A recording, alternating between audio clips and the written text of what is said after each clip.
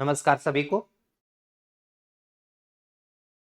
आज का अपना ये जो एक थोड़ा-सा समय है, वो उन सभी विद्यार्थियों के लिए जो प्रतियोगी परीक्षा की तैयारी कर रहे हैं और उनके उस सिलेबस के अंदर गणित और रीज़निंग दोनों विषय के क्वेश्चन आते हैं। मैक्सिमम विद्यार्थियों की एक समस्या मेरे सामने बार-बार आती है कि हम क्वेश्चन करते हैं, समझ में नहीं आता कि शुरुआत कैसे करें। हम करना जानते हैं लेकिन क्लास के साथ करें तो हो जाता है, लेकिन पेपर के दौरान करते हैं तो हमें समय बहुत लगता है, पेपर पूरा नहीं हो पाता। ये विशेष बड़े कुछ ऐसे क्वेश्चन हैं जो कि प्रत्येक उस विद्यार्थी के हैं जिसका गणित विषय हो या ना हो, लेकिन प्रतियोगी परीक्षा में उनके गणित आता है। तो मैं ये ज़रूर कहना चाहूँगा, आप कितने भी अच्छे गणित पढ़ चुके हैं, किसी भी स्तर को अपने आप को लेके जा चुके हैं, यदि इस क्लास को देख लेते हैं, बिना स्किप किए हुए और मेरी हर एक बात को अगर आप अच्छे से समझ लेते हैं, तो हर विद्यार्थी के अंदर होने वाली 1, 2 या उससे ज़्यादा की गलतियाँ आप खुद महसूस कर लेंगे कि ये गलतियाँ मैं करता हूँ। इनमें कैसे सुधार करना है? देखो, गलतियाँ आप करते हैं, मैं करता हूँ, गलतियाँ बताने वाले सैकड़ों लोग हमें मिल जाते हैं। हमारी कमियाँ तो बता देंगे, पर उन कमियों को दूर कैसे करें, ये बहुत कम बता पाते हैं। और आज के इस क्लास में ये मैं दोनों काम करूँगा। आप कुल मिलाकर मैंने 7 भागों में, यानी आप पेपर के दौरान 7 तरीके की हमारी तरफ से, या यूँ कहिए कि मेरे अनुभव में मैंने की थी ये 7 गलतियाँ, और हो सकता है आज के दिन में आप कर रहे हो। हम कंटेंट को केवल पढ़ते रहें उससे काम नहीं बनेगा। हमें ये भी तो देखना है कि हमारे पास एक सीमित सा समय होता है और उस समय में हमें हमारा पेपर एक शानदार तरीके से पूरा करना होता है। लेकिन तब जब गणित और रीजनिंग के क्वेश्चनों की संख्या वहाँ ज़्यादा बनी रहती है तो हम वो काम अच्छे से कर नहीं पाते, या तो पेपर हमारे हिस्से से कुछ छूट जाता है या हम जल्दबाजी में कोई त्रुटि कर जाते हैं। ये क्लास केवल आप तभी देखेगा जब आपके पास में आराम से आधे पौने घंटे का समय हो तो। अन्यथा अभी इस क्लास को बंद कर दीजिए, अभी आपको आवश्यकता नहीं है। क्योंकि इसे नहीं देखेंगे तो ज़िंदगी भर अफ़सोस रहेगा आपको। ये नहीं जान पाएँगे कि आप अपनी कमियाँ कहाँ रह रही हैं, हम क्यों नहीं चयनित हो पा रहे, जबकि गणित जैसा विषय हो सकता है आपका खुद का भी क्यों ना हो। मैंने बहुत बार देखा, क्या मैंने खुद ने किया है। मास्टर डिग्री करने के बाद में भी, मैथमेटिक्स में बीटेक होल्डर होने के बावजूद भी, गणित जैसे विषय में भी स्कोर नहीं हो पाता। और खुद के विषय में अगर स्कोर ना हो तो इससे बड़ा अफ़सोस क होएगा ही नहीं। लेकिन जिनका आर्ट बैकग्राउंड है, वो कभी गणित की प्रकृति को ज़्यादातर समझ ही नहीं पाते। वो केवल किसी क्लासेस के माध्यम से या किसी बुक्स के माध्यम से, टेस्ट सीरीज़ के माध्यम से अपने आप को गणित सिखाने का प्रयास तो करते हैं, लेकिन गणित के सही प्रकृति को नहीं पकड़ पाते, और जब तक उस प्रकृति को नहीं पकड़ पाते तो आप अपने आप में इम्प्रूव नहीं कर पाते। एक छोटा-सा उदाहरण लेना चाहूँगा। एक धावक अपनी दौड़ की प्रैक्टिस करना शुरू करता है। आप भी करके देखिएगा, ऐसा हुआ होगा आपके साथ प्रैक्टिकल रूप में। आप 100 मीटर या 200 मीटर दौड़ की एक पार्टिसिपेट करने के लिए एक शुरू प्रैक्टिस करना शुरू करते हैं आप। पहले दिन आपने दौड़ की, दूसरे दिन की, तीसरे दिन, कुछ ही दिनों में आपने अपने समय में बहुत इम्प्रूव कर लिया। कुछ ही समय के अंदर, वो 5 दिन, 10 दिन, 15 दिन में हो सकता है।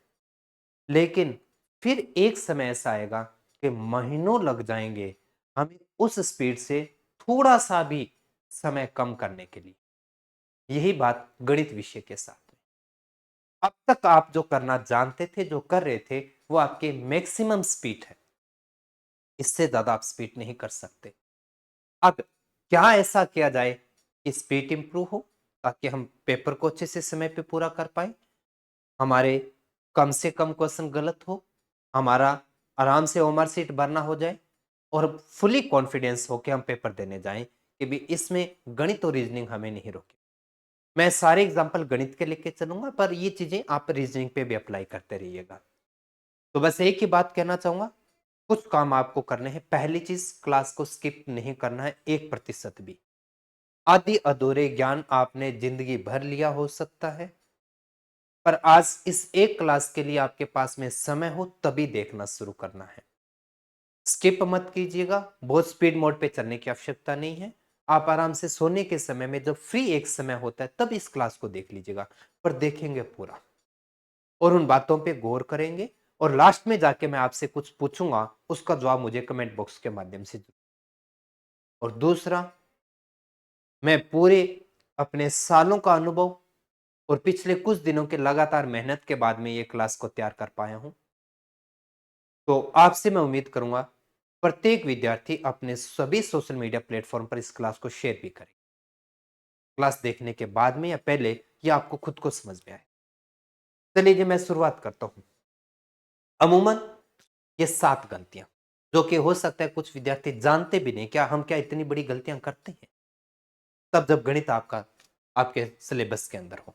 तो आइए मैं इन सभी 7 गलतियों को क्रम से मैं आप क्या गलती करते हैं वो बताता चलूंगा, और उसमें सुधार कैसे करना है या उसे दूर कैसे करना है इसके बारे में भी मैं आपको साथ साथ बताता चलूंगा, ताकि आप केवल कमियां ढूंढे ना, उन्हें दूर करें। और आपके पास समय है, मेरे साथ जुड़ के चलोगे तो आपको पता भी नहीं चलेगा कि आपने इनमें कब इंप्रूव कर लिया, क्योंकि मैं प्रतिदिन ये प्रयास करता हूं, पर शायद आपने कभी नोटिस नहीं किया।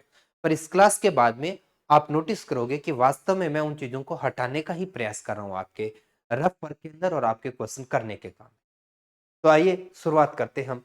सबसे पहली गलती जो कॉमन, आप अपने किसी भी अनुभवी साथी से बात करेंगे, किसी मेरे साथी से बात करेंगे, और आप अगर कह देते हैं कि गणित में से स्पीड नहीं बनती, केवल और केवल एक ही जवाब सुनने को मिलता है। जबकि मैं कहता हूं कि वो जो जवाब सुनने को मिलता है वो हमारी आज की इस क्लास का केवल 14%, 14 से ही 2/7% हिस्सा है।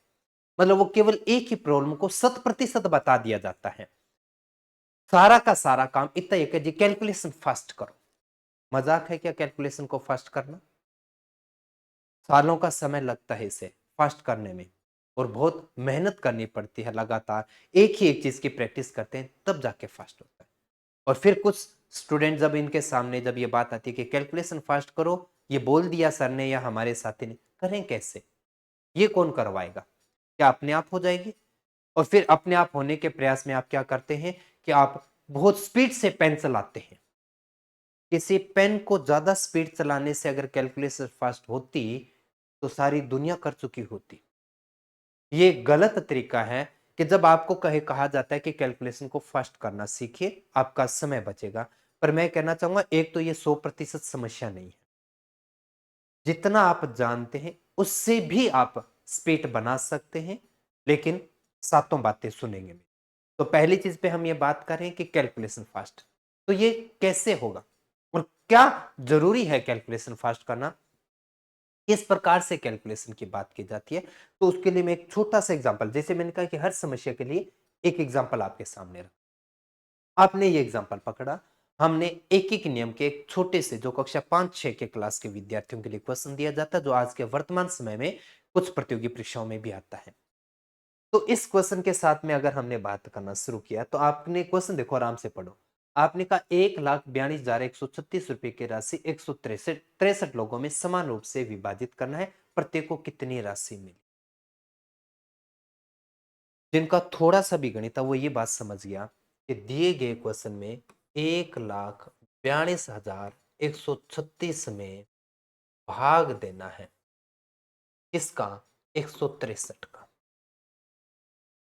अब एक विद्यार्थी ये लिख रहा है और दूसरा विद्यार्थी लिख रहा है 1,42,136 में भाग देना है 163 का। दोनों ही अपने अपने तरीके से सही है।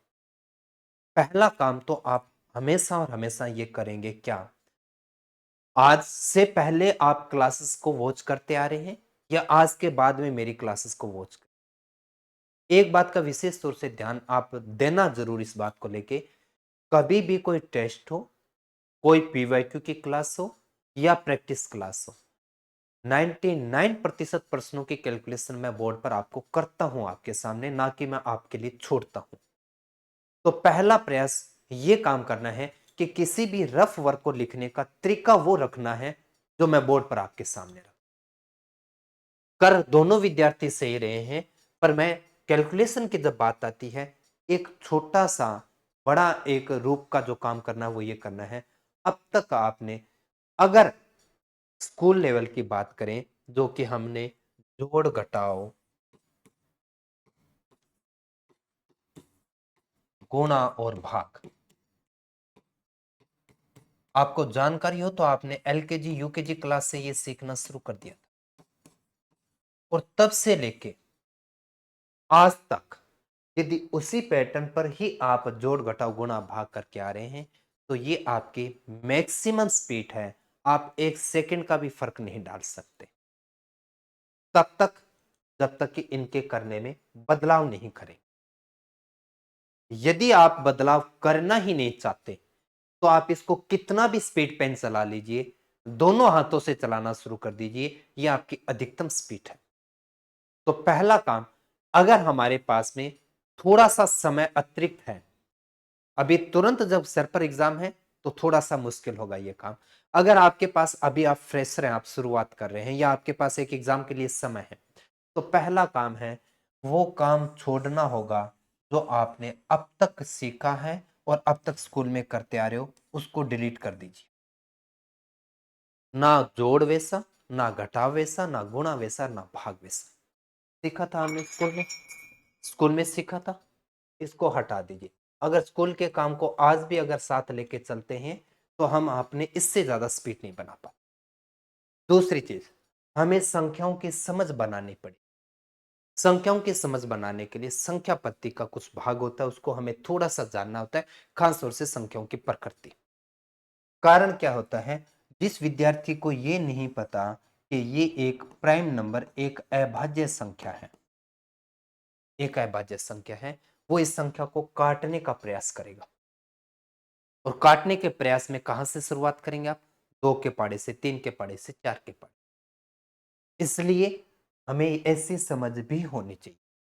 तो जब तक संख्याओं की समझ नहीं होगी, हम आप उस संख्या को काटने का प्रयास करेंगे। एक विद्यार्थी तो काटने का प्रयास कर रहा है, और एक विद्यार्थी ने देखा ये एक अभाज्य संख्या है, तुरंत पता चला और अभाज्य संख्या आ गई तो उसने भाग देना शुरू किया, लेकिन भाग दिया ऐसे, तो वो जानते हुए भी अपने आप को रोक रहा है। तो भाग करने का तरीका हमें अलग तरीके से करना पड़ेगा। उसके लिए मैं आपको वैदिक के बारे में बार बार बताता रहता हूं। वास्तव में हमें हमारी गणित स्पीड बनाने का एकमात्र तरीका है वैदिक गणित। जिस वैदिक गणित के नियमों को आप या हमारे साथी एक ट्रिक्स का नाम दे देते हैं। वैदिक गणित के नियमों को आप आज के समय में ट्रिक्स का नाम देते हैं, लेकिन मैं वैदिक के नियमों को वैदिक के नाम के साथ में आपको एक्सप्लेन करता रहता हूं समय समय के साथ में। अब यहां से इस क्लास के बाद में मैं प्रतिदिन आपकी कैलकुलेशन अच्छी करवाने के लिए जो यूट्यूब की शाम की क्लास होती है 8 बजे की, उस क्लास में भले मैथ चल रहा हो और भले रीजनिंग चल रहा हो, क्लास खत्म होने के लास्ट 5 मिनट में मैं आपको हमेशा कैलकुलेशन की एक ट्रिक्स आपको बताया करूंगा, या यूं कहिए कि वैदिक का एक नियम बताया करूंगा। इन सब में से क्रम से चलते चलिए, केवल एक रफ रजिस्टर लेके बैठना है। 5, 10, 15 दिन के मेरी चीजों को लिखना शुरू कर दीजिए, मैं सिखा भी दूंगा उसी 5 से 10 मिनट में, और उसी 5 से 10 मिनट में प्रैक्टिस भी करवा दूंगा। पर आपको ये मानना होगा कि ये चीजें सही है आपके लिए, क्योंकि आपको थोड़ा अजीब लगेगा, एक अलग तरह की फीलिंग आएगी, क्योंकि आप पिछले 10 से 15 सालों से जो काम करते आ रहे हो उसको कुछ ही मिनटों में बदलना आपको थोड़ा सा अनकंफर्टेबल लगेगा। पर अगर आपने बदल दिया अपने आप को, तो आपकी स्पीड बहुत इंप्रूव होगी, ये पहली चीज समझ लीजिए। यदि आप अपने चीजों को छोड़ना ही नहीं चाहते, तो आप एक सेकंड का भी फर्क नहीं डालेंगे, लिखित रूप में आप ले सकते हैं, क्योंकि आपने 15 सालों में वो स्पीड मेंटेन की है। अब क्या 15 सालों की मेहनत कम है क्या आपकी? और 8, 10, 15 सालों की मेहनत के बाद में जब आप जिस स्पीड पे पहुंचे हो, अब उसको आप कैसे इंप्रूव कर देंगे? उस धावक की बात की थी कि कुछ महीनों के बाद में वो या कुछ समय के बाद में वो अपनी स्पीड का अगर कुछ हिस्सा, कुछ सेकंड भी कम करना चाहेगा तो उसको टेक्निक बदलनी पड़ेगी, अपना तरीका बदलना पड़ेगा, ना कि और ज्यादा जोर से भागना है। वो तो भाग ही रहा है अधिकतम स्पीड के साथ में। अब उसको टेक्निक बदलनी पड़ेगी, हवा का रुख देखना पड़ेगा, पंजे का एंगल देखना पड़ेगा, स्टार्टिंग पॉइंट देखना पड़ेगा, तब जाके स्पीड इंप्रूव होगी और समय बचेगा। सेम ये काम आपको करना है। अब आपको अपना तरीका पैटर्न बदलना है। अगर बदलोगे तो यूं मान के चलिए कि आज से ही शाम से शुरू होने वाली क्लास के साथ मैं कैलकुलेशन शुरू कर दूंगा। देखना है एग्जांपल, तो लास्ट 11वां टेस्ट जो क्षेत्रफल और आयतन वाला पटवार और वीडियो के लिए किया था, उसके लास्ट क्लास में मैंने एक तरीका बताया था। देखना कितना अच्छा और अच्छे तरीके से आप कैलकुलेशन की शुरुआत कर पाते हैं, आपका कॉन्फिडेंस आएगा और आपको अच्छा लगेगा। ये पहला पॉइंट। लेकिन कैलकुलेशन में भी केवल इतना काम करके आपको गुमराह किया जाता है या आप खुद गुमराह हो जाते हैं। आपको लगता है केवल ये इतना आना चाहिए, पर मैं ये कहना चाहता हूं आपकी कैलकुलेशन तभी अच्छी होगी जब आप ये सब जानते हैं। क्या? कि सबसे पहले संख्याओं के बारे में जानकारी आपको होना चाहिए। अगर संख्याओं की प्रकृति नहीं जानते तो आप कैलकुलेशन में हर दूसरे तीसरे क्वेश्चन में गाड़ी अटकेगी। जैसे सम, विषम, भाज्य, भाज्य, इनके बारे में थोड़ी थोड़ी सामान्य जानकारी जो 5 से 10 मिनट या आधे घंटे के अंदर आप मेरी किसी भी क्लास के अंदर जहां संख्या पत्ती टॉपिक करवाया एक बार देख लेना है, या आप अपनी किताबों के माध्यम से अपने साथी गुरुजन से किसी से भी आप डिस्कस कर लीजिए। संख्याओं की प्रकृति नहीं तब तक नहीं कर पाएंगे आप, प्रकृति को जाने आप। पहला पॉइंट। उसके बाद में सामान्य आपके पास में जोड़, घटाव और गुणा और भाग के वो तरीके अपनाने हैं जो मैं आज के बाद में आपको YouTube की शाम की क्लास के हर लास्ट 5-10 मिनट में बताता रहूं। मैं किसी दिन भूल रहा हूं तो आप याद करवा देना, सर जी आज का काम बताओ हमें, मैं करवाऊंगा आपको। उसके बाद में यहां तक काफी नहीं है, आपको और जानकारी होना चाहिए। अगर आप एलसीएम और एचसीएफ को नहीं जानते तो आप भाग को कभी भी स्पीड नहीं कर पाएंगे। क्या आप ये जानते हैं? एक एग्जांपल के तौर पर 20/25 लिखा, एक छोटी सी संख्या। एक समय वो भी था जब आपको 20/25 को काटना खतरनाक लगता था। उस स्कूल के छोटी क्लास का समय याद करें। आज आप बहुत मेच्योर हैं, बड़े हैं, आपको लगता है जल्दी कर पाते हैं। इसको काटना है। क्या आप जानते हैं कि ये दोनों संख्याएं 5 के पाड़े से कटेगी? और क्या आप ये भी जानते हैं कि 20 और 25 का जो एलसीएम है, सॉरी एचसीएफ है, वो भी कितना है आपके पास में? 5। क्या आपको ये जानकारी थी? कभी भी आप संख्याओं का भाग देने से पहले जब संख्याओं को काटते हैं तो वो संख्याएं उनके महत्तम समाप्रत्यय से कटती है। अब अगर महत्तम समाप्रत्यय है क्या ये जानते नहीं तो कैसे करेंगे? टॉपिक पढ़ने की बात नहीं कर रहा, मैं फिर से बोल रहा हूं। ये आपकी कैलकुलेशन फास्ट करने के लिए इन बातों की समझ होनी चाहिए, आपको पता होना चाहिए कि लघुत्तम क्या और महत्तम क्या है।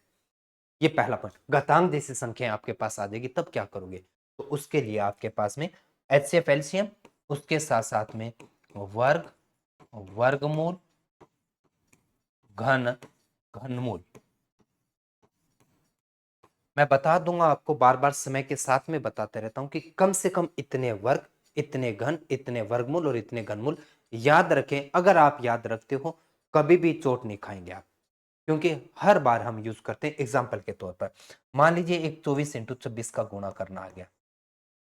अब आप क्या करेंगे? इनका गुणा करेंगे तो या तो 24 नीचे लिखेंगे या 26 नीचे लिखेंगे, या 24 का पाड़ा पढ़ोगे या 26 का पाड़ा पढ़ोगे या 6 2 का पढ़ोगे या 4 2 का पढ़ोगे। यही तो तरीका है। लेकिन अगर आप कह दो सर मुझे वर्ग आते हैं 30 तक, मैं कर सकता हूँ, कोई तरीका है क्या? तो मैं कहूंगा फिर इनके बीच की संख्या कौन सी है? क्या 25। क्या उसका वर्ग करो और एक घटा दो। तो 25 का वर्ग क्या आप लिखेंगे? और क्या आप ये इस बात को मानने को तैयार हैं कि आपका एक साथी केवल लिखने पे जोर देता है और आप केवल सोचने पे जोर देते हैं? क्या आपका साथी आपके सोचने से ज्यादा स्पीड लिख लेगा क्या कभी? कभी भी नहीं लिख पाएगा। आपने सोचा 25 और 25 का स्क्वायर किया 625 और एक घटा दिया 624। उससे स्पीड कौन लिख पाएगा? ना आप खुद लिख पाएंगे ना आपका साथी लिख पाएगा। तो आपका क्वेश्चन खत्म हो। तो इसलिए आपको वर्ग और वर्गमूल, घन और घनमूल जरूरी है। क्योंकि अगर ये तैयार नहीं है तो कुछ चैप्टर के अंदर जैसे हम चक्रवर्ती व्यास टॉपिक पढ़ रहे हैं और मैं साथ साथ में आपको वर्गमूल और घनमूल सिखा रहा हूँ, वर्ग और घन सिखा रहा हूँ। क्यों भाई? क्योंकि अगर समय 3 साल का है तो आप कैसे बता पाएंगे, एकल दर कैसे प्राप्त कर पाएंगे, रेशियो कैसे प्राप्त कर पाएंगे? और 3 साल का समय देके अगर दर पूछ ली तो घनमूल के बिना दर कैसे मिलेगी? इसलिए ये चीजें सीखना जरूरी। उसके साथ साथ में आपको घात और घातांक के कुछ नियम आने चाहिए। चैप्टर तो अलग है, चैप्टर पढ़ना तो इनके अंदर आने वाले अलग अलग तरह के क्वेश्चन है, लेकिन इनकी समझ सामान्य होनी जरूरी है अपने पास में। तो जोड़ घटाव एलसीएम एचसीएम वर्गमूल आ गया अपने पास में, और फिर छोटा सा पॉइंट आता है भिन्नों के बारे में। अगर ये बातें हम जानते हैं, हम व्यवहारिक रूप में इनको प्रैक्टिस में लेके आ चुके हैं, इनकी समझ बना चुके हैं, तो इनको कैसे और अच्छा करना है ये जिम्मेदारी मेरी है। और इसका तरीका मैंने बता दिया कि मैं स्पेशल इन पे एक दिन में क्लास लेके कभी आ पाए तो जरूर लेके आ पाऊंगा, नहीं लेके आ पाए तो मैं प्रतिदिन आपके लिए छोटा छोटा काम करता चलूंगा। आप मेरे साथ चलना तो शुरू कर दीजिए, और निश्चित रूप में आपकी गणित इंप्रूव होगी और आपकी कैलकुलेशन इंप्रूव होगी। सिर्फ ध्यान इतना रखना है कि कैलकुलेशन वो करो जो बोर्ड पर दिख रहा है, ना कि वो करो जो आपने यूकेजी क्लास में सीखा था। बस एलकेजी यूकेजी क्लास को छोड़ना है, ये ध्यान रखो। नई चीजें पकड़ना है, और कहां से पकड़ोगे मैं खुद सिखाऊंगा और बोर्ड पर देखते रहिएगा। कैलकुलेशन हमारा केवल मात्र एक पॉइंट है, जो कि स्पीड बनाना। बचे कौन से 6 पॉइंट, इसके बारे में बात करते हैं। अब आगे बढ़ते हैं और अपना पॉइंट नंबर 2 आता है, वो आता है एक्स्ट्रा रफ वर्क। आपके सामने कोई गुणा भाग थोड़ी ना पूछा जाएगा, आपके सामने तो एक क्वेश्चन आएगा अपने पास में, और उस क्वेश्चन को करना दिया जाएगा आपके लिए। सबसे पहली चीज यहां पर एक एग्जांपल के साथ देखिए। यह क्वेश्चन आपके सामने आया कि जी 48 मजदूर 7 घंटे प्रतिदिन काम करके 15 दिन में 300 मीटर लंबी सड़क बनाते हैं। 90 मजदूर 8 घंटे प्रतिदिन काम करके 35 दिन में कितने मीटर लंबी नाली खोद देंगे। अब उसके लिए एक विद्यार्थी कर रहा है कि 48 इंटू 7 इंटू 15 बटे में कितनी लंबी नाली बताई आपने, 300। और दूसरा विद्यार्थी क्या कर रहा है, सॉरी, उसी विद्यार्थी का आगे कवर क्या है, 90 मजदूर 8 घंटे 35 दिन, और काम हमसे पूछा गया जिसको हमने एक्स मान लिया। ठीक हुआ।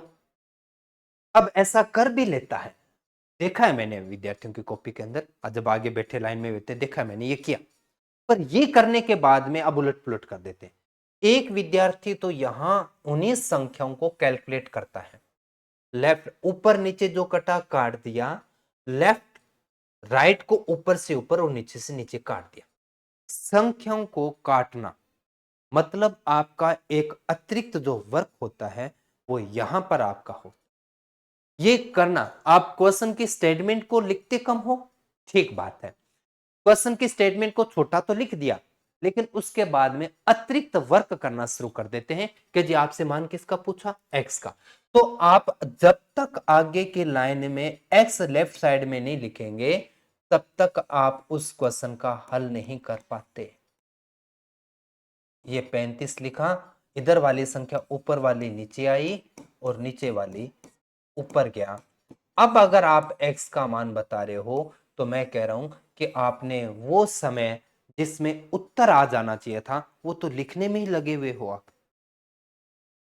सबसे पहला या दूसरा जो काम करना है कि आपके अपने काम को थोड़ा लिखना बंद करना है। अब ये कहोगे लिखना कैसे बंद करें, क्योंकि हमें एक्स का मान काटना नहीं आता। मैं कहा कोई बात नहीं, आज नहीं आता पर सीखने का प्रयास तो करो। जब चीजें कोई काटना नहीं आता कौन सी किससे, तो पूछ तो लो क्लास के अंदर। आप आलतू फालतू के क्वेश्चन पूछते, इससे बेटर है ना ये पूछो कि ये कैसे करवाए सर, एक बार दोबारा बताओ कैलकुलेट करके, मैं बताऊंगा उसको। आपको संख्या ये काम नहीं करना, स्टेटमेंट को छोटे से छोटा अपने रफ काम में लिखना है, और उस रफ काम को बार बार रिपीट नहीं करना, क्योंकि रिपीट करके आप अपना अतिरिक्त समय, जितनी देर में ये लिख रहे थे, यहां दो बातों का नुकसान हुआ। पहला, आपने एक अतिरिक्त समय दिया। दूसरा, जब आप एक तरफ की संख्याओं को दूसरी तरफ लेके जाते हैं पेपर के दौरान जल्दबाजी के अंदर, ऊपर वाली संख्या गलती से नीचे, नीचे वाली ऊपर लिख दी, गया क्वेश्चन। ये दूसरा पॉइंट अपने पास में। अब इसको सुधार कैसे करें, क्या आपने बता तो दिया कि रफ वर्क हो रहा है ज्यादा, मान भी लिया मैंने कि मैं करता हूं ज्यादा, कैसे इंप्रूव करें, उसका बड़ा एक आसान सा काम है। आप मुझे बताएं कि आप प्रैक्टिस जब करते हैं, अपने लाइब्रेरी में बैठे हो, आप अपने घर पे बैठे हो, मैथ का कोई भी चैप्टर उठा के आप अपनी प्रैक्टिस कर रहे हो या सीख रहे हो, उस समय आपके हाथ में पेन के साथ साथ एक क्या होता है, रफ रजिस्टर। सबसे पहले रफ रजिस्टर को हटा दी, क्योंकि रफ रजिस्टर लेने का मतलब है आपके पास में बहुत सारा स्पेस है। आप गणित के किसी क्वेश्चन को करने के लिए बहुत बड़ा स्पेस लेके बैठे हो। आप आराम से उस स्पेस को ज्यादा देखते हुए, जब आप स्पेस ज्यादा देखते हैं तो आपका जो एक तरीका है, मानसिक सोच जो है, वो भी ये देख रही है कि जी बहुत बड़ा स्पेस है, कहाँ जल्दबाजी है या कहाँ कंजूसी करने की आवश्यकता है। वही बात है ना कि आपकी जेब में पैसा जब बहुत सारा होगा तो आप लगाने पे भी तो ज्यादा विश्वास करेंगे। पैसा जब सीमित होगा तो आप उसे बहुत थोड़ा थोड़ा लगाने का प्रयास करेंगे।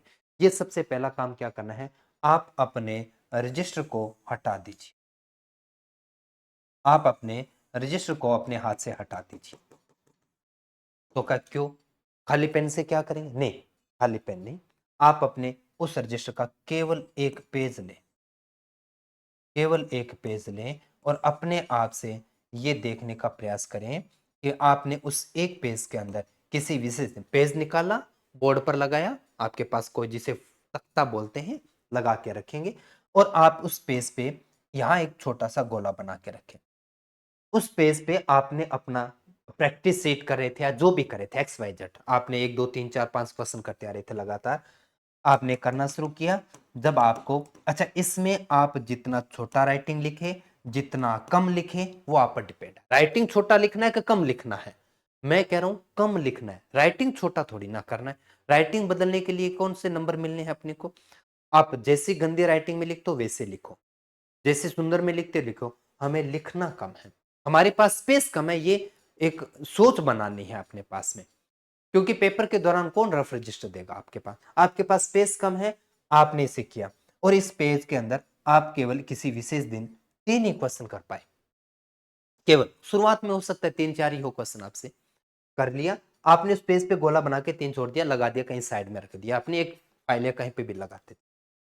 तारीख के साथ लिखोगे तो मजा आएगा। अब देखो, आप अगर एक फौजी की तरह ट्रेनिंग लोगे तो आपका डिसिप्लिन बनाना पड़ेगा। अब आप बोले गुरुजी कौन माथा फोड़ी करे इतनी, तो फिर चलने दो, दुनिया जैसे चलिए चलने दो, औरों के भी चलिए, हमारी भी चलती रहेगी, वो फिर अलग में।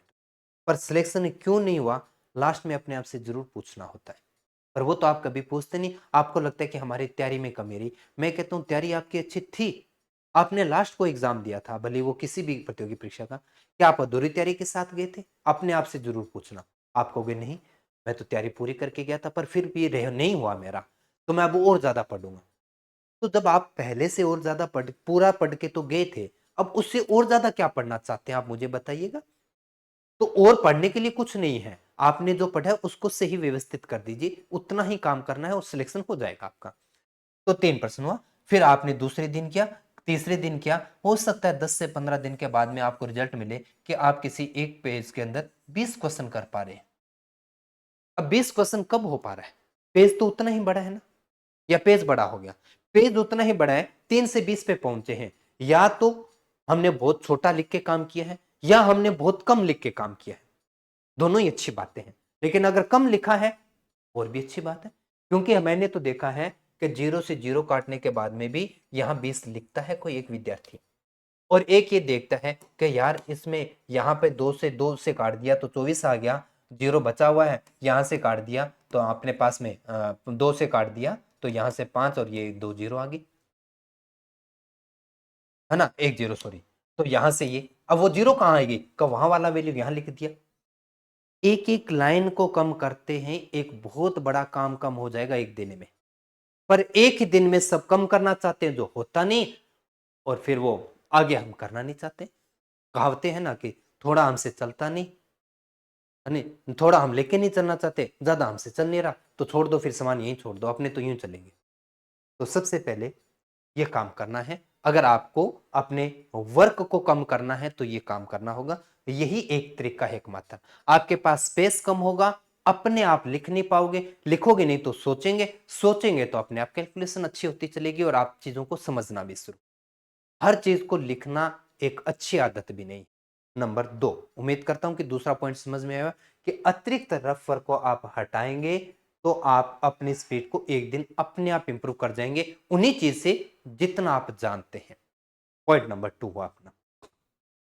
चलिए आगे बढ़ते हैं। थर्ड नंबर पॉइंट अपने पास में, take extra time to read the question. ये सबसे बड़ी प्रॉब्लम होती है। आप अपने किसी थ्योरेटिकल आए क्वेश्चन को बहुत बड़ा समय देते हैं केवल पढ़ने में, जबकि मैं हमेशा आपके सामने कभी भी क्लास लेके आए, पुरानी क्लास देख लीजिए, चलो आपको लग रहा है कि सर आज के बाद में ध्यान रखेंगे, मैं कभी भी पूरे क्वेश्चन को रीड ही नहीं करता। और आपकी ये गलत आदत क्यों बनी? क्योंकि हमारे द्वारा ही आपको क्वेश्चन समझाने के लिए पहले उसको पूरा पढ़ा जाता है, या कुछ साथियों के द्वारा क्लास की लेंथ बड़ी बनाने के लिए क्वेश्चन को पढ़कर टाइम पास भी किया जाता है। ये आप देखते हैं बार बार और यही आपकी एक आदत बन जाती है। आपको लगता है मुझे पूरा क्वेश्चन पढ़ना चाहिए। मैं कहता हूं क्वेश्चन कम से कम पढ़ो और जितना पढ़ा उसको पेज पे आने दीजिए। थोड़ा सा पढ़ा, काम शुरू किया, और अगर आपके टाइप क्वेश्चन के समझ में आना शुरू हो जाता है तो आपको पढ़ने की आवश्यकता नहीं है। आपने क्वेश्चन देखा, ये तो सिक्कों पे बना क्वेश्चन है, तुरंत आपको जो जो रिक्वायरमेंट है वो ढूंढो, वहां से क्वेश्चन खत्म कर दो। आपको पता चला ये तो चुनाव पर बना क्वेश्चन है, चुनाव की जो रिक्वायरमेंट आपके रफ रजिस्टर में थी या रफ काम में थी उनको उठाओ और क्वेश्चन करना शुरू कर दो। पढ़ना किस लिए? वो मोहन था कि राम था कि वो श्याम था कि अब्दुल था, उससे क्या फर्क पड़ता है? कोई भी हो, ABCD हमारे क्या कुछ नहीं, हमें केवल क्वेश्चन करना है। तो ये सबसे बड़ा एक काम करते हो आप, अपने क्वेश्चन को बड़ा पढ़ते हो, और सबसे बड़ी गलती कुछ करते हैं, बार बार पढ़ते हैं। एक बार अगर पूरा पढ़े तो मैं तो उसे भी गलत मानता हूं, आप तो एक से ज्यादा बार पढ़ते हैं। लेकिन हाँ, ये बात भी ठीक है कि जब तक हम पढ़ेंगे नहीं समझ में नहीं आएगा। ये समझ बनाने का ही तो मैं प्रयास करता रहता हूं प्रतिदिन, क्योंकि जिस दिन हमारी ये समझ बनी उस दिन पढ़ोगे नहीं आप, क्योंकि आपको केवल आंकड़े उठाने हैं। क्या पूछ रहा है, क्या आंकड़े दिए, ये दो चीजें तो चाहिए। वो बाकी की स्टेटमेंट किस लिए चाहिए जो आपको दी जा रही है? ये पहली जो यहां पर गलती करते हैं तीसरे भाग के अंदर, और दूसरी आपका तरीका गलत होता है उसे हल करने का। कैसे? दो एग्जांपल के साथ देखिए। ये दोनों एग्जांपल मैंने अनुपात चैप्टर से। आपने इस बड़े स्टेटमेंट को आप पढ़ोगे, 5/12 ये है, 4/7 है, 14 वर्ष से, 2/5, 14 वर्ष से अधिक है, 1120। भाई गड़बड़ हो गया, ये तो क्या कह रहा है क्लास में? तो या तो अब जिसकी प्रैक्टिस है वो तुरंत या तो 1120 पे जंप करेगा, या आपने देखा कि हमारे क्वेश्चन के अंदर फ्रैक्शन यानी भिन्ने दी गई है, आप तुरंत कोई एक वैल्यू पकड़ो और उसको डिवाइड करना शुरू कर दो। आपको जब ये पता चला कि 5/12 लड़कियां हैं, वो किसमें 5/12 है, इससे क्या फर्क पड़ता है? लड़कियां 5/12 है, लड़के 4/7 है। क्वेश्चन पढ़ने के लिए केवल ये दो चीजें चाहिए थी, शुरुआती दो लाइन में, और वो जो है वो क्या है? संख्या 14 वर्ष से कम। बस यहां से थोड़ी थोड़ी चीजें पढ़ना है, और जितना पढ़ा उसको रफ रजिस्टर पे। लेकिन अमूमन हमारी प्रैक्टिस में क्या होता है, अपने आते को आप अपने आप को आप अपने से ज्यादा आप खुद जानते हैं, कोई दूसरा नहीं जानता आपको। आप खुद पूछ लीजिएगा, क्या आप ऐसा करते हैं कि पहले आप अपने पूरे क्वेश्चन की स्टेटमेंट को आराम से, तब तक है लिखा हुआ ना आ जाए तब तक पढ़ोगे, और एक बार पढ़ने के बाद में आपको पता ही नहीं चलता कि आपने क्या किया, तब आप दूसरी बार उसको समझने के लिए पढ़ते हैं। पहली बार तो अपना सिर्फ ज्ञान बढ़ाने के लिए पढ़ते हैं आप, भी हम पढ़ना जानते हैं इसलिए पढ़ते हो, और दूसरी बार इसलिए पढ़ते हो कि अब देखते हैं क्या पूछ रहा है वो। जितनी देर में आपने दो बार क्वेश्चन पढ़ा, आपका एक साथी उसका उत्तर का टिक कर रहा था। अब बताइए कितना बड़ा फर्क आ चुका होगा। वो उत्तर को टिक कर रहा है और आप दूसरी बार पढ़ रहे हो उसको समझने के लिए, क्योंकि दूसरी बार पढ़ने के बाद में फिर आप अपना पेन उठाना शुरू करेंगे। इतना बड़ा समय पेपर में है क्या आपके पास में? क्वेश्चनों को ठीक सा पढ़ो, कम पढ़ो, और बार बार ना पढ़ो। ये विशेष तौर से ध्यान रखना है। जितना पढ़ा उसको रफ रजिस्टर पे आने दीजिए, और जितना पढ़ते ही आपने आंकड़े उठाए उन आंकड़ों का यूज करके काम चलो। हमें क्वेश्चन से आंकड़े चाहिए, स्टेटमेंट नहीं चाहिए बहुत बड़ी। क्वेश्चन के सही आंकड़े उठाए और लास्ट लाइन में लिखा होता है क्या पूछ रहा है वो बताना शुरू कर दो। ये एग्जाम्पल पढ़ने के क्रम में। दूसरा एग्जाम्पल, अनुपातिक विभाजन दिए गए थे। ए बी और सी के साथ अनुपात दिया दोनों, बी ए सी के साथ अनुपात दिया 3:11। अब हमने कहा था कि गलत तरीका होता है आपका काम करने का, वो यहां पर है। अब जिस विद्यार्थी ने दिए गए क्वेश्चन में ए बी और सी तीनों के बीच में अनुपात बनाने का प्रयास किया, वो इस क्वेश्चन को 100% रूप में गलत लेके जाएगा, कर भी गया तो एक बड़ा रूप लेके जाएगा। यानी जिसमें अनुपात तीनों का, क्या इसने ए बी सी के बीच में अनुपात पूछा है जो आप बताने जा रहे हो? हमसे बी का धन पूछा था, तो आप पहले अनुपात से ए का धन निकाल दो और दूसरे अनुपात से बी का। तो मुझे बताओ, क्या हमें पहला क्वेश्चन करना चाहिए था? इस क्वेश्चन को करना होता पेपर के दौरान, तो आपने कहा बी को ए सी के दोनों में प्राप्त 3 11 का अनुपात, तो ये हमारी राशि थी। क्या इस राशि को केवल 3 11 के अनुपात में बांटना था और 3 अनुपात की वैल्यू निकालनी थी? अगर ये विद्यार्थी वो पकड़ गया तो बाकी क्वेश्चन तो पढ़ने। ये क्वेश्चन का एक ऐसा भाग था जिसके आपको आवश्यकता थी नहीं पढ़ने की भी और बताने की। अब मेरे साथ में जो अनुभवी साथी होगा वो भी यही करेगा। वो देखेगा 1540 को इस अनुपात देखा कि अनुपातिक विभाजन पे बना क्वेश्चन है, तो वो लास्ट पॉइंट देखता है कि किसका पूछ रहा है, बी का। राशि कितनी है 1540, क्या बी की वैल्यू प्राप्त हो रही है? यहां से प्राप्त हो रही है, ऊपर क्यों पढ़ना है? कभी कभार किसी क्वेश्चन का कुछ हिस्सा छोड़ना भी होता है, यानी उसको ना यूज करोगे तब भी आपका उत्तर आ जाता है। लेकिन ऐसा किसी दिन हो गया तब तो हमें और ज्यादा डर बन जाता है कि फिर मैंने तो वो लिखा ही नहीं था, 2/9 फिर उत्तर कैसे आ गया मेरा? तब आप टिक करने से भी डरते हो। लेकिन ये तो तभी जब तक प्रैक्टिस ना हो सब्जेक्ट की। अब इसमें अगर मैं बात करूं, यहां पर अमूमन विरोधाभास मैंने देखा है विद्यार्थियों के बीच में। कुछ साथी कहते हैं सर यहां पर 3 तरह के विद्यार्थी बनते हैं, देखिए आप उन तीनों में से कौन से, वो आप खुद जज करना। एक विद्यार्थी कहता है कि हमें चैप्टर को कॉन्सेप्ट के साथ में करना है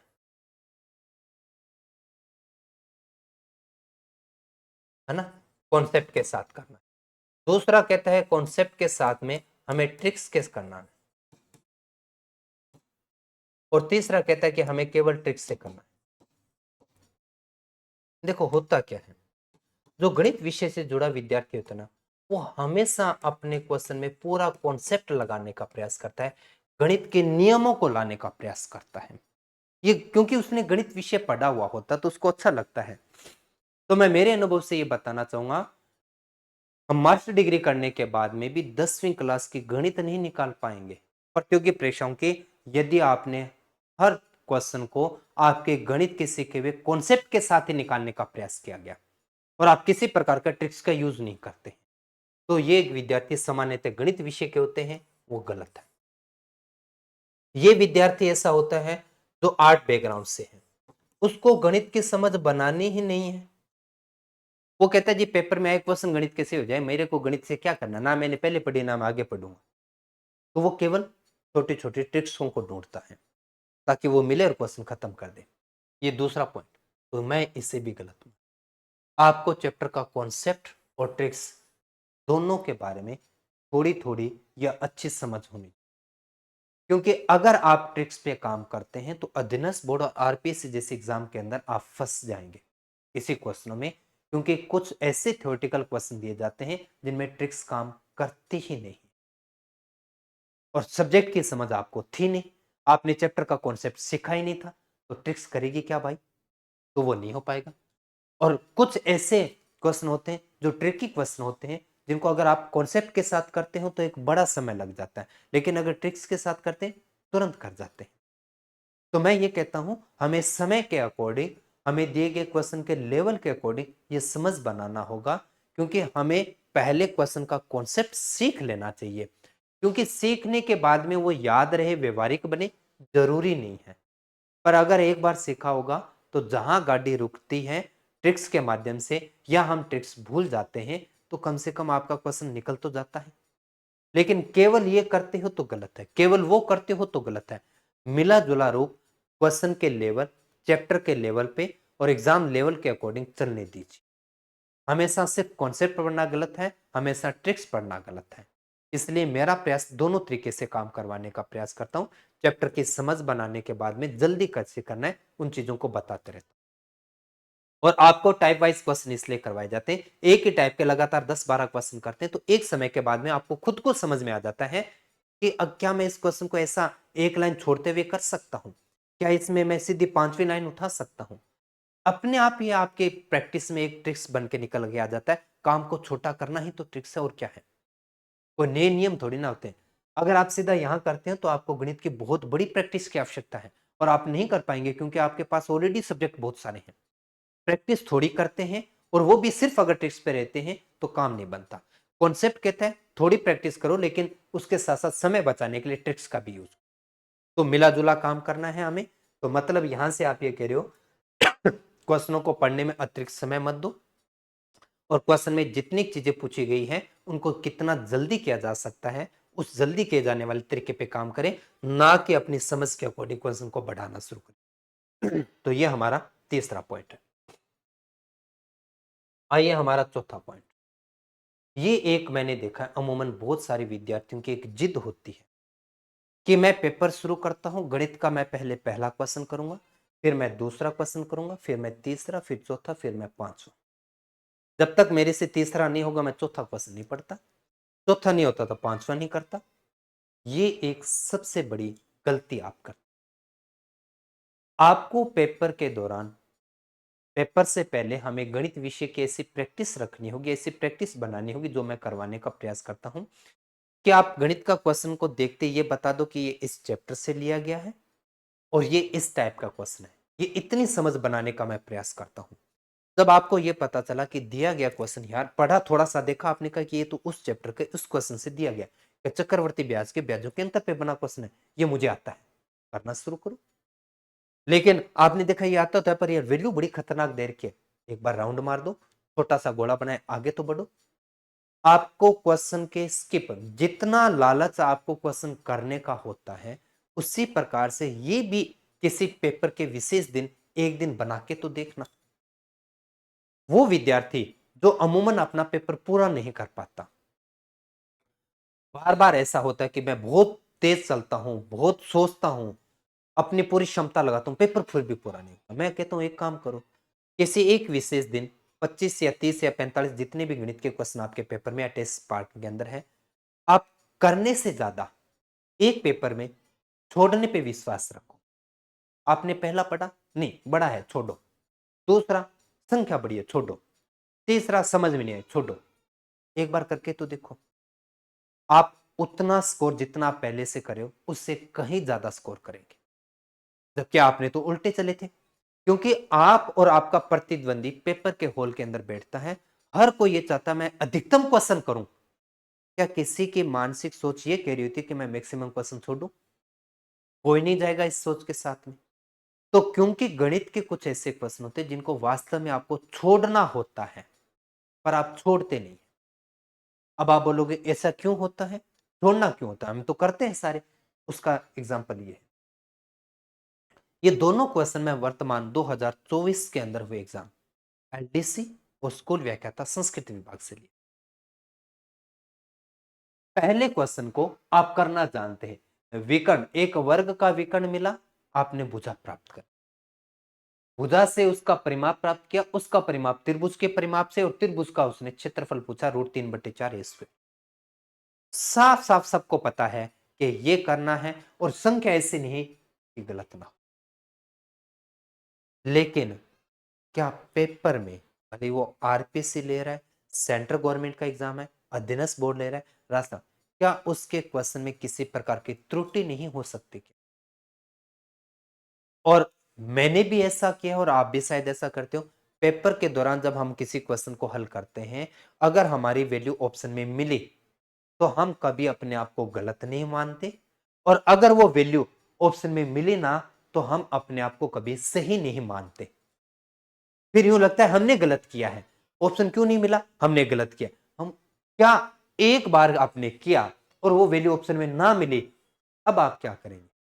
क्या अगला क्वेश्चन पढ़ेंगे? नहीं, हम 100% एक और प्रयास करेंगे उस क्वेश्चन को करने का। और दूसरी बार भी नहीं हुआ और आपको लगा मेरा 1-1.5 मिनट गया, अब एक और देखते हैं, यार इतना समय गया, क्वेश्चन क्यों नहीं हो रहा, आसान क्वेश्चन है और मेरे को तो ये एक, आप तो ऐसे देखते हो जैसे मेरे को केवल ये एक ही क्वेश्चन आ रहा है, उसके आगे पीछे तो आ ही नहीं रहे, और ये नहीं करूंगा तो मैं फेल हो जाऊंगा। एक ही क्वेश्चन पे अपने आप को इतना रोक देते हो और समय नहीं पता चलता। गणित जैसे विषय का पेपर के दौरान किसी एक छोटे से प्रश्न में कितना बड़ा समय दे दिया, कभी फेल नहीं होता, कभी आभास नहीं होता। आपको लगता है मैंने थोड़ा ही समय लिया होगा, कभी कभार मैंने देखा है 3-3 मिनट से ऊपर तक का समय दे देते हो एक क्वेश्चन में, जबकि करना वो 30 से 40 सेकंड के अंदर है, जबकि आप उसके 10 गुना बड़ा समय दे देते।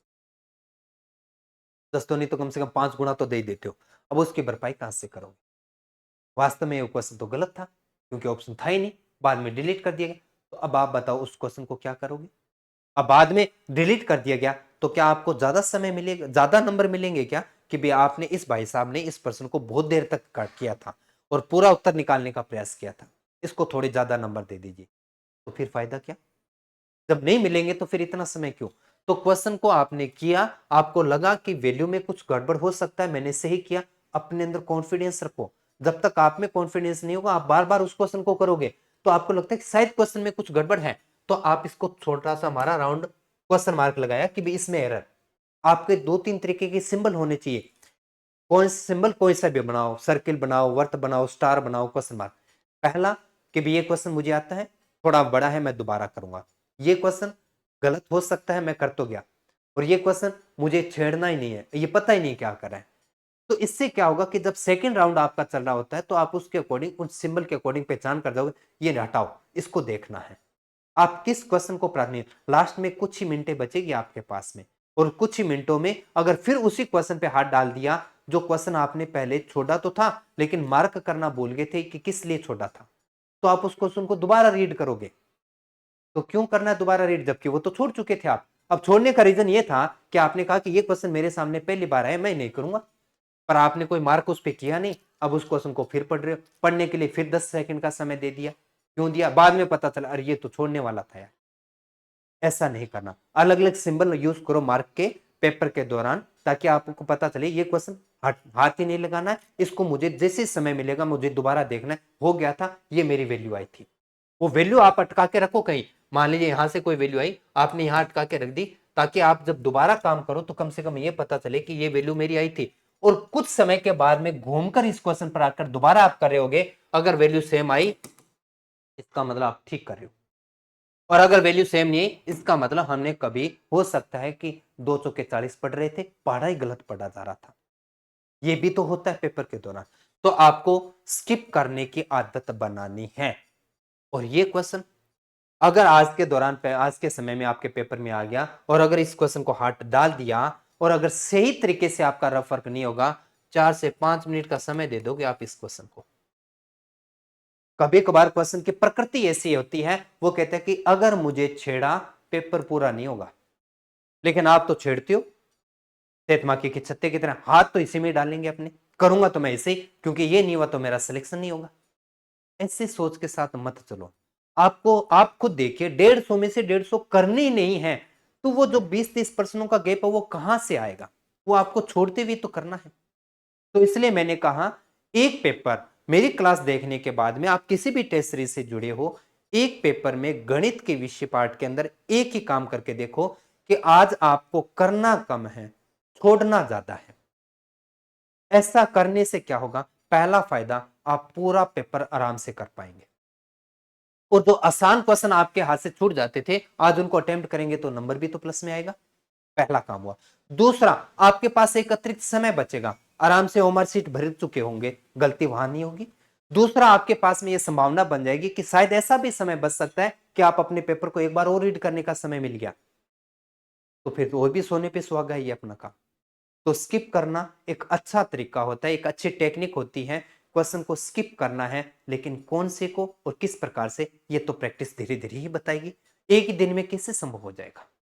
तो करना तो शुरू करो, आज के दिन में शुरू करो, फाइनल एग्जाम तक आपको शायद समझ में आ जाए कि ऐसा क्वेश्चन है मैं तुरंत छोड़ दूंगा, करूंगा ही नहीं, बाद में दूसरी बार देखूंगा। ये एक अच्छा तरीका है। पॉइंट नंबर अपना कौन सा?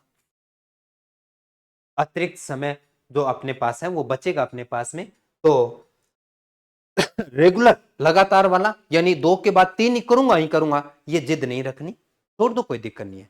चौथा छोड़ रहा है, छोड़ दो। पांचों छोड़ रहा है, छोड़ दो। 8 तक छोड़ रहे, छोड़ दो, क्या दिक्कत है। 9वां हो रहा है, बहुत बढ़िया, करो इसको।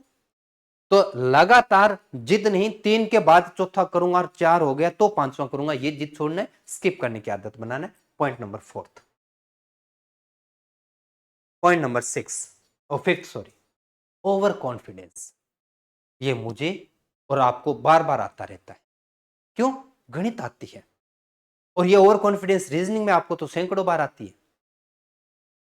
ओवर कॉन्फिडेंस ना हो, ओवर कॉन्फिडेंस कब होने का पता चलता है और क्यों नहीं होना चाहिए, उसका कारण बता। कब होने का पता तो तब चलता है जब आप किसी एक ऐसे क्वेश्चन को देखते हैं जो आपकी प्रैक्टिस में काफी बार आपके हाथ से निकल चुका होता है। जैसे आपने कहा कि एक राशि को पहले 10% बढ़ाया, फिर 10% घटा दिया, तो बताइए परिवर्तन कितना हुआ? आपको 1% की कमी। जबकि उस क्वेश्चन में पूछा था 10% को बढ़ाए, 10% की कमी करें, राशि कितने प्रतिशत पे होगी? तो वहां 99 नहीं लिखोगे क्या? क्या 1% लिखोगे? तो ये थोड़ा सा समझ रखना है। रेट L1 के अंदर एक क्वेश्चन आया था ना, 1/1 भुजा को कर दिया जाए क्षेत्रफल होगा जी 1/9, तो वो 1/9 क्षेत्रफल होगा का कमी होगी? तो ये एक सामान्य गलती करते हैं हम, क्योंकि जो आपके क्वेश्चन प्रैक्टिस में बहुत बार आ चुका होता है, ये एक सामान्य आंकड़े के साथ में एक सामान्य क्वेश्चन होता है, उसको आप थोड़ा सा ही पढ़ते ही लिखना शुरू कर देते हैं और तुरंत उत्तर दे देते हैं। और अधीनस्थ बोर्ड और आरपीसी या कोई सेंट्रल बोर्ड आप ये जानता है कि एक विद्यार्थी यहां ये गलती करेगा और गलती के साथ उसका ये उत्तर आएगा, उस उत्तर को ऑप्शन ए में डालो, ताकि वो सबसे पहले इस वैल्यू को देखकर करके टिक चला जाए और सही उत्तर ऑप्शन में सी में था। ये हमसे होता है। कैसे? एग्जाम्पल देखो, बड़ा आसान तरीके से। ये एग्जाम्पल मैंने देखा है, बहुत सारे विद्यार्थी 64 करके आए थे, जबकि 64 तो इस क्वेश्चन का उत्तर था, जिसमें यह कहा जाता है 80 का 80% है कितना होता है?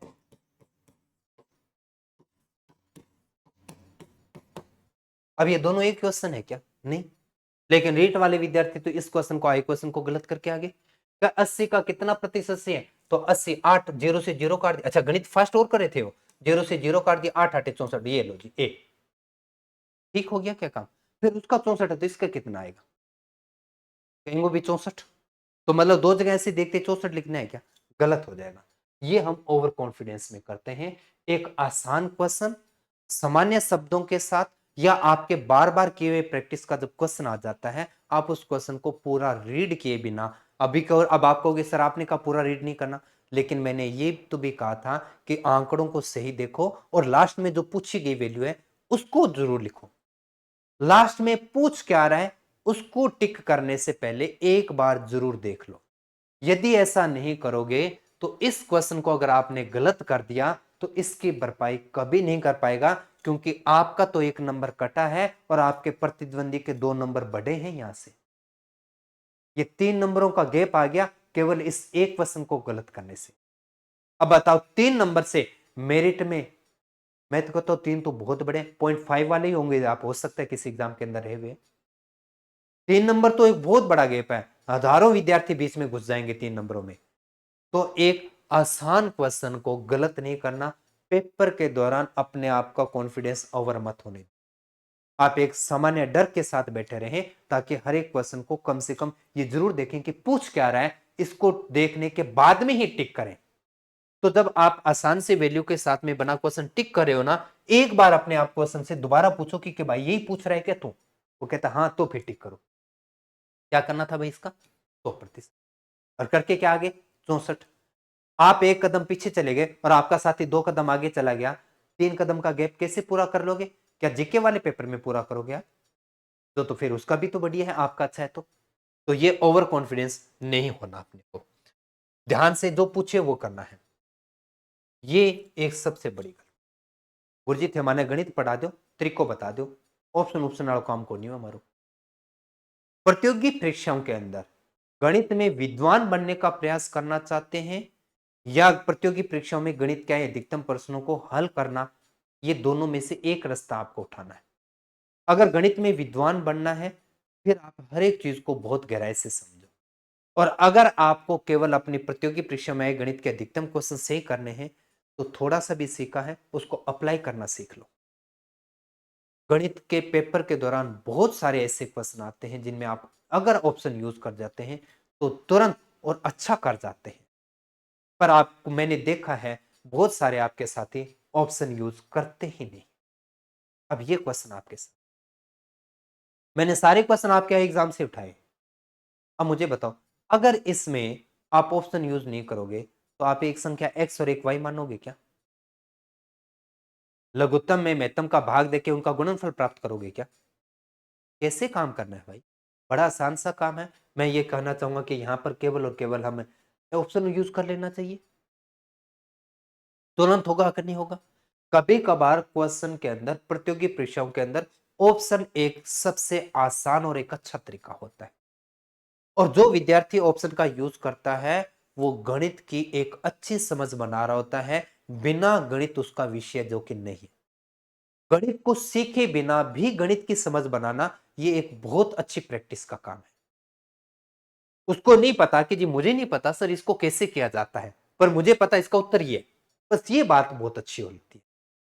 कैसे आया मुझे नहीं पता, क्योंकि मैं जानता हूं कि महत्तम ये कहता है कि 5 के पाड़े में आने वाली संख्या होनी चाहिए, तो महत्तम 5 के पाड़े में बड़ी से बड़ी संख्या होनी चाहिए।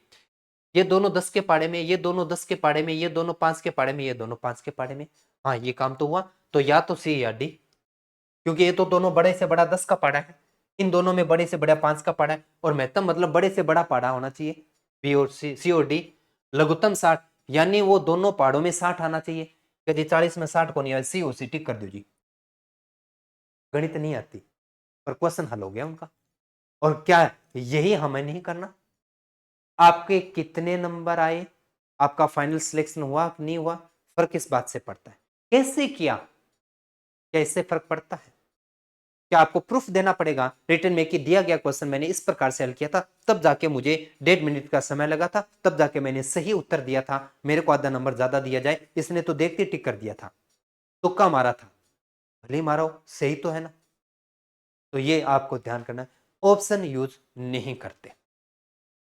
अगर ऑप्शन यूज करते हो बहुत शानदार तरीके से काम करते हैं आप। ये हमारा पॉइंट नंबर कौन सा हुआ जी? 6, एक्यूरेसी, अंतिम और लास्ट हथियार। अब आप बोलोगे जी यूं के फर्क पड़ा है। मैं अपने ही टेस्ट सीरीज के 2 विद्यार्थियों के परिणाम आपके सामने रखा। एक्यूरेसी का मतलब है आप कम से कम गलत करते हैं, क्वेश्चन भले कम अटेम्प्ट करो पर गलत कम करते हो। यह होना प्रत्येक प्रतियोगी परीक्षा के लिए एक अनिवार्य काम है आपको। तब जब आप कहते हो ना गुरुजी अलग अलग पारियां में हो, मार्किंग पतो नहीं किया चाहे कोई भी कम हो गया मेरा ज्यादा हो गया, ये किसी पेपर का आपको क्या लगता है, क्या पेपर का लेवल चेक किया जा सकता है क्या? आप कैसे, 2 पेपर आपके सामने रखे, आप कैसे कह सकते हो ये पेपर मुश्किल था या आसान था? और वो आपने कहा कि सर इसमें रीजनिंग बड़ी मुश्किल आई थी। मैं कहता हूं जी ना इसमें रीजनिंग दोनों आसान थी, इसमें तो जी की मुश्किल आया था। ये मूल्यांकन कौन कर रहा है? ये तो आप कर रहे हो, और आप अपनी समझ के अकॉर्डिंग कर रहे हो, तो आप अपनी समझ ऑल ओवर किसी पे कैसे अप्लाई कर सकते हो? अध्ययन बोर्ड या आरपीसी कैसे कह सकता है कि थर्ड पारी वाला पेपर मुश्किल था? किसी एक विषय को उनको मुश्किल लग रहा होगा, मुझे जीके मुश्किल लग रहा है, मेरे लिए ये जीके वाला मुश्किल था, आपको गणित मुश्किल रहा था, आपको लगा चौथे वाला गणित मुश्किल था। मैं कहता हूं चारों में गणित आसान थी। तो ये नहीं तरीका होता है किसी का लेवल मुश्किल और आसान। वास्तव में एक्यूरेसी ही मैटर करती है आपके नंबरों को बढ़ाने और घटाने का। आप मैक्सिमम क्वेश्चन कर जाते हैं, गलत भी करते हैं, आप कम क्वेश्चन करते हैं पर गलत नील करते हैं, स्कोर अच्छा बनेगा। देखिए आप कैसे फर्क देखते हैं। हम 2 विद्यार्थियों का नंबर देख रहे हैं। इस भाई साहब ने 34 क्वेश्चन अटेम्प्ट किए हैं और इसने 37 अटेम्प्ट किए। नंबर किसके ज्यादा आना चाहिए? क्या गुरु जी 37 सड़क ज्यादा आना चाहिए? क्यों? क्योंकि ज्यादा करे हो। आप भी नहीं करते हो क्या ऐसा? आप ना तो छोड़ने की आदत ही नहीं है अपने की, तो आप टुक्के मारेंगे भी, इनको सी होना चाहिए, सुई सुनो लगा कर दो। क्वेश्चन अटेम्प्ट ज्यादा करते हो लेकिन नंबर, फर्क उससे पड़ता है आपने कितने क्वेश्चन अटेम्प्ट किया, इससे फर्क पड़ता है कि आपका रैंक क्या आया, आपका स्कोर क्या है, उससे फर्क पड़ता है। 4 रैंक का खिसकाव हो गया है 2 विद्यार्थी में, जबकि इसने पहले वाले विद्यार्थी ने इससे 3% कम किए हैं, 3 क्वेश्चन कम किए हैं, फिर भी उसकी रैंक देखो 4 रैंक उससे ऊपर है। इसका ऑल ओवर स्कोर है 60.20 और इसका ऑल ओवर है 55.38। ये लास्ट हमारा 3D का पेपर था, उसमें मैं बात करूं 5 नंबरों की भरपाई हो जाएगी क्या? आप तो 3 क्वेश्चन ज्यादा करके बैठे, क्योंकि आप एग्जाम सेंटर से बाहर आते नहीं कहते क्या मेरा 125 करेड़ा है, मेरा 135 करेड़ा है, अरे भाई मैं तो 140 कर गया हो। और मैडम जी की एक आती है वो कहते मैं तो 160 कर गया ही।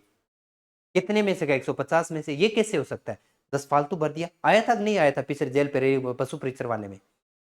तो ये तरीका गलत है। नेगेटिव जब मार्किंग है आप अपने आप में कंजूसी करेंगे तब जब आपको यह पता चल जाए कि आपके एग्जाम के अंदर दो नंबर सही क्वेश्चन का है और 1/3 गलत मार्किंग का है। अगर आप एक क्वेश्चन गलत करते हो तो आपको 0.66 का नहीं, आपको 2.66 नंबरों का नुकसान होता है।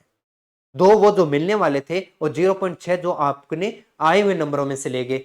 एक क्वेश्चन गलत, 2.66 प्रश्नों का नंबरों का नुकसान। तो आप विचार करोगे गलत टिक करने से पहले। एक्यूरेसी अच्छी होनी चाहिए। आप किसी भी ऑनलाइन ऑफलाइन के अंदर आप चेक करते हैं तो आप अपनी एक्यूरेसी जरूर निकाला करें। अगर 95-95% प्लस आप जा रहे हो, आप परीक्षा की एक बहुत शानदार तैयारी कर रहे हो। मैंने ये एक्यूरेसी 50% देखी आपके कुछ विद्यार्थियों की। क्या जानते हो 50% का मतलब? कि वो 10 करेगा तो 5 से 5 गलत होगा। क्या मतलब हो गया भाई ऐसा करने का? पेपर ही मत करो अगर इस मूड से आप करना चाहते हो तो। आज के बाद में कभी भी ऑनलाइन या ऑफलाइन कर रहे हो, आप ये कहोगे कि नंबर कितने हैं, उसे देखने से पहले ये देखना शुरू करो कि आपकी एक्यूरेसी कितनी है। पर आप दो ही चीजें देखते हो, नंबर कितना बनया और रैंक किससे आई है। मैं ये दोनों कभी नहीं देखता। मैं फर्स्ट रैंक पे, सेकंड, थर्ड, फोर्थ पे आता है, मैं उसकी एक्यूरेसी चेक करता हूं हमेशा। ये अच्छा कर रहा है काम। कम अटेम्प्ट किया, स्कोर ज्यादा बनाया। ज्यादा अटेम्प्ट किया, स्कोर कम बनाया। क्या करना है वो तो आप डिसाइड कर लो। आपको क्वेश्चन ज्यादा अटेम्प्ट करने हैं कि आपका स्कोर ज्यादा चाहिए आपको, तो आपको स्कोर चाहिए, प्रश्नों के करना है तो स्कोर तो फिर कम प्रश्नों से भी बन सकता है। बस आप गलत प्रश्नों को करने का छोड़ तो दो। चेक करना आप अपने आप से कि आपकी एक्यूरेसी आज के आप टेस्ट कर चुके होंगे किसी भी प्लेटफॉर्म पे। अभी भी दोबारा मेरी इस क्लास के बाद में उसके रिजल्ट में जाके देखो सही आपकी एक्यूरेसी क्या चल रही है। 70, 75, 80, 82 हो सकता है, इससे नीचे चल रहे हो, इसे बढ़ा लो। जितना जल्दी बढ़ा सकते हो बढ़ाने का प्रयास करो। पहले रैंक और स्कोर बढ़ाने का प्रयास मत करो, पहले इसे बढ़ाने का प्रयास करो। यह सबसे महत्वपूर्ण पॉइंट है। जब तक इनको देखते रहोगे आप इसे कभी नहीं बढ़ा पाओगे। इसे कभी नहीं बढ़ाओगे तो ये उतना ही आएगा जितना आज तक आपके आ रहे थे। फिर उस रैंक को लेके खुश भली होते रहो। मुझे तो बिल्कुल नहीं अच्छा लगता उस रैंक को लेके। मैं तो चाहता हूं मेरा 100% से एक्यूरेसी रहे। नहीं रहता, गड़बड़ होता, मुझे अफसोस होता है क्यों गलत हुआ मेरा, आज आधा परसेंट गलत क्यों हुआ, मैंने यार एक कैलकुलेशन गलत क्यों करी। आपको पता नहीं हुआ कि नहीं हुआ, मैं मेरी हर क्लास के बाद में अगर किसी प्रकार की त्रुटि रहती है मुझे बड़ा अफसोस रहता है। ये गलत कैसे हो सकता है, मैंने गलत क्यों कर दिया। कितने क्वेश्चन के वो मैटर नहीं करता, गलत क्यों हुआ। ये बहुत बड़ा विशेष काम देगा आपको। आज के बाद में अपने आप से जरूर कहोगे सर नंबर भले कम आए, मेरी एक्यूरेसी देखो 100% है, मुझे बड़ा अच्छा फील होगा। आपने 5 के 500 के 500 सही, मजा आ गया पेपर करने का। कम से कम आपको पता तो चला ना कि भी कौन से मुझे नहीं करने, और इससे अच्छा क्या चाहिए अपने को। ये है अपने पॉइंट। अब आप मुझे अपने कमेंट के माध्यम से बताएंगे ये कि आप इन 1 से लेके 7 पॉइंट में से कौन सी गलतियां आज तक करते आ रहे थे या अब तक आप कर रहे हो। नंबर ही डाल देना मेरे को, और कमेंट करोगे नहीं और शेयर करोगे नहीं, लाइक करोगे नहीं। अगर ये 3 काम आपने इस क्लास के अंदर नहीं किया तो आप सीधा सीधा एक तरीके से मेरे ही मेहनत पर आप यूं कहिए कि क्वेश्चन मार्क लगा रहे हो, या आप यूं कहिए कि जी हमें आपसे फर्क नहीं पड़ता, हम तो हमारे तरीके से ही करेंगे। आप अपना ज्ञान रखो अपने पास में। और अगर आपको लगता है कि वास्तव में ने मेरे विषय हम तक के जितने भी, क्योंकि बहुत सालों तक पढ़ा, बहुत सालों से पढ़ा रहा हूं, अपने विषय का सारा अनुभव मैंने आपके साथ आज साझा किया है, और मैंने गलतियां जो मैंने की है वो मैंने आप तक पहुंचाई है, और हो सकता है आप भी ये कर रहे हो। अगर आपको सही लगा है तो ये 3 काम बिल्कुल 100% करेंगे। मुझे कमेंट के माध्यम से जरूर बताएंगे कि आप तीनों में से कौन कौन सी गलतियां कर रहे हो नंबर के साथ, कि जी मेरी तो जी 2 नंबर, 3 नंबर और 5 नंबर गलतियां हुआ, बाकी तो कोई नहीं हुआ। 1, 2, 3, 4, 7 में से गलतियां का नंबर बताएंगे मुझे, और फिर आप उनका समाधान मैं बता चुका हूं, क्योंकि सिर्फ कमियां गिनाई नहीं है, कमियों को दूर करने का तरीका भी बताया मैं। साथियों के साथ शेयर करेंगे, लाइक करेंगे, कमेंट करेंगे, और फिर अपने पास में आगे की क्लासों में उन बातों का ध्यान रखेंगे जो मैंने बताए। 100% मैं आपका सिलेक्शन चाहता हूं, और मैं ये जरूर चाहता हूं कि केवल गणित के क्वेश्चन सिर्फ करते रहने से गणित थोड़ी ना आती है, गणित की सही समझ भी तो बनानी है। और ये समझ बनाने वाली क्लास है।